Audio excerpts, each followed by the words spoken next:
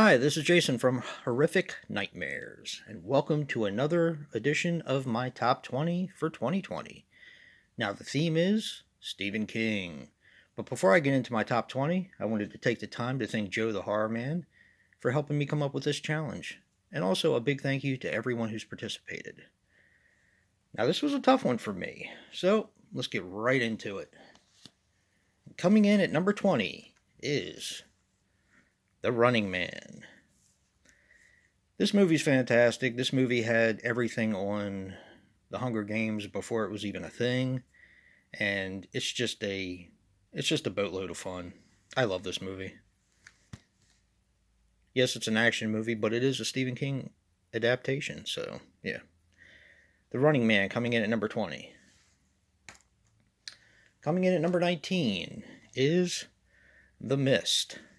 Now, I do have another copy of this that has the black and white version, which everybody says to watch.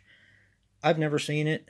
I'll have to do that sometime, but yeah. This probably wouldn't have made my top 20 if not for that horrific ending.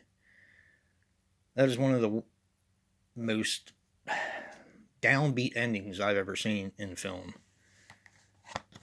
And it's hard to say. I don't know what it says about me, but I love the ending. I just think it's brilliant. It's hard to watch, but it's brilliant. So, yeah, The Mist coming in at number 19. Coming in at number 18, and it hurt actually to put this so low, and that is Maximum Overdrive.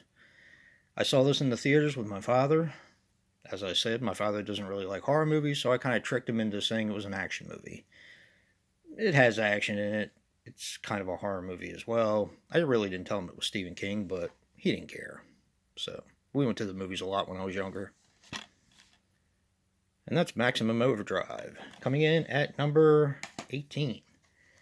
Coming in at number 17. Another movie that hurt to put it so low. This whole list is... The rankings are very, very close together because I love a lot of Stephen King adaptations. It hurt not to put Rose Red. I mean, I know we're not supposed to give honorable mentions, but I have just about everything that Stephen King's ever done that's available anyway, because I know Gerald's Game is not available, and I think In the Tall Grass isn't available as well, something like that. But a lot of these are just amazing films. Needful Things I saw in the movie theaters with my wife, and I loved it. It's such a good movie. Such a good movie. And that's Needful Things coming in at number 17. Coming in at number 16. Some people might be surprised to see this so low, and that is Children of the Corn. I actually liked the remake as well. I know most people hate on the remake, but in my opinion, it is more like the book. It's more like the short story. This one is fantastic. I like it more than the remake, but, I do like the remake as well. But yeah, this is fantastic. Eventually I'll need to upgrade to the Arrow, but yeah. I probably have 2 or 3 different of the Anchor Bay copies, so somewhere. But yeah, that's Children of the Corn coming in at number 16. Alright, coming in at number 15 is The Dead Zone. Another one that kind of hurt putting it so low, but I mean, something's got to come in last, or towards the end. This movie is just fantastic. This is a movie that I seem to like a little bit more every time I watch it. When I was younger, it was just sort of meh for me.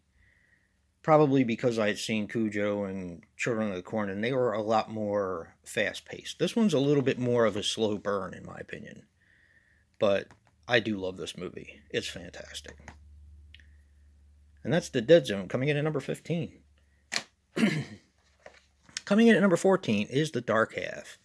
Now, this is out of print now, and it's probably going for stupid money. I haven't really searched it lately, but this movie I have always loved. And an interesting story about this film. When my daughter was really young, she was upstairs taking a nap, and while she was taking a nap, I was downstairs watching The Dark Half. Now, at the very end, for people who've seen it, where the birds come and tear them apart, she actually walked in on that part and is terrified of birds and bats and stuff like that to this day. As a matter of fact, we had to take air freshener and spray it under her bed and say it was magical bird spray so she would go to sleep. So, just another one of my quirky stories. But yeah, Dark Half, amazing film. Coming in at number, wherever we are now, 13 I think it is. And that is The Nightflyer. This movie is so underrated. I don't understand why we don't have a Shout Factory or Scream Factory of this, or Vinegar Syndrome or somebody. Do something and put it out. I mean, come on now. It's a fantastic film. Yeah, this one's just a really good one. And I'm not big on vampires, so that should tell you how much I like this one. Alright, coming in at number 12. Some people are probably going to be shocked, but it's Pet Sematary. I've always liked this film, but it's where most of Stephen King movies either go up or down for me. This one has always stayed pretty much where it is. I like it for what it is, and that's pretty much it. Not a huge fan of the remake, although I do have it. But yeah, I didn't really think it was all that necessary. But yeah. Pet Sematary coming in at number 12. Coming in at number 11 is Misery. Yet another one I saw in the theaters. I've seen probably most of these in the theaters at one time or another. This one, it's a great movie. It deserves all the accolades it gets. It's fantastic. The acting's great. I just like the book better. The book, to me, Stephen King is such a descriptive writer that it almost plays like a movie in your mind while you're watching it. And you can almost taste and smell the atmosphere in the book itself. And, I mean, I love the film, but, yeah, doesn't compare to the book. I guess most things don't, but, yeah. Misery, coming in at number 11. Alright, guys, we're into the top 10. And coming in at number 10 is Christine. Now, if any of you guys watched my Body Bags review, I don't normally do mainstream films, but I did do a review. I also have my Steelbook of Christine. I love this movie. This movie's fantastic. A lot of people say that this is where John Carpenter started to go downhill. I completely disagree. This movie is awesome. Absolutely awesome. I should probably get rid of one of these copies. But, yeah. I just love this movie. Yep, and that's Christine coming in at number 10. Coming in at number 9. This one fell a few places for me since I kind of did my top 10, top 15 last time. And that is Apt Pupil. This movie is fantastic. I thought Brad Refreno was a very, very gifted actor. And this movie is very interesting how the dynamics between the characters play out. Just a haunting film. Yeah, I love this movie. Apt Pupil. Alright. And I just had an avalanche. Alright. Coming up next is Silver Bullet. One of my favorite werewolf films, and one that I definitely need to upgrade. I really don't know what else to say about this film other than the fact that it's just awesome. Yeah. Silver Bullet. Amazing film. Alright, coming up next is Cujo. I know that they say this about Grizzly, but it's jaws with claws and teeth. So, yeah. This movie is incredibly intense. I've always loved this movie. I don't understand why it was panned by critics when it came out. It is really intense, and it's really... Some scenes are actually kind of hard to watch. And I don't like movies where animals get killed, but this movie is just brilliant. Yeah. Cujo, brilliant. Awesome movie. Alright, coming up at number 6. And this one was a little bit of a dilemma for me. This is It Chapter 1. Okay, I wasn't sure whether to put It Chapters 1 and 2 down for my next film. You can only use one, and they are separate movies. That's one of my dilemmas, but they are making a part 3, so that kind of leads me towards franchise. So I just used it chapter 1. I'll accept anything you guys want to do. I'm fine with that. But yeah, this movie is just, it's amazing. Yeah. Don't know what else to say about it. All right, coming up, we've cracked the top 5. And coming in at number 5 is Carrie. Now, the last time I did my Stephen King rankings, this probably would have fallen a few places, but I don't know. The more I watch this, the more I just absolutely love this movie. It's just so,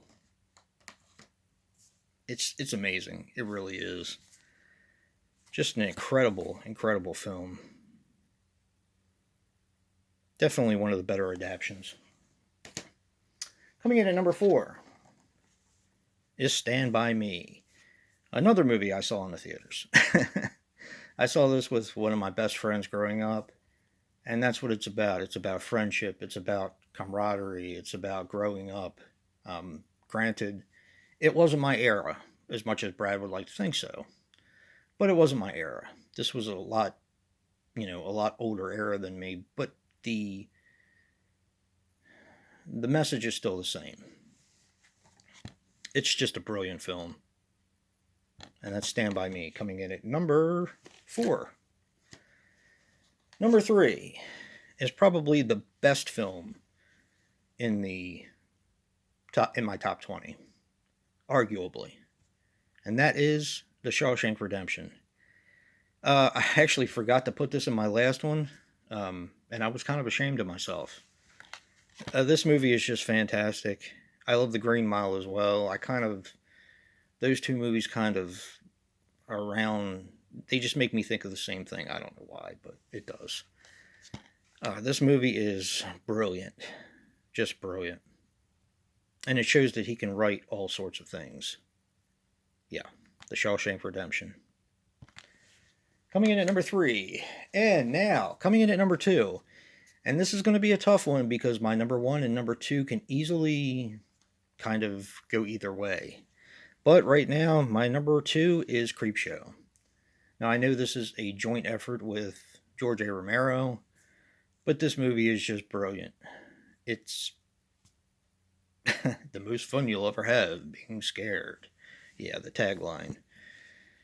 I've had just about every kind of, except for Laserdisc, I guess. I remember renting this on video disc when I was little. I remember renting this on VHS. I remember buying the VHS and all kinds of different forms of DVD and Blu-ray. This, of course, is the best in my opinion. Yeah, Scream Factory really outdid themselves with this one. But yeah, Creepshow is just brilliant. A brilliant movie. And I love anthologies. So, number 2, Creepshow.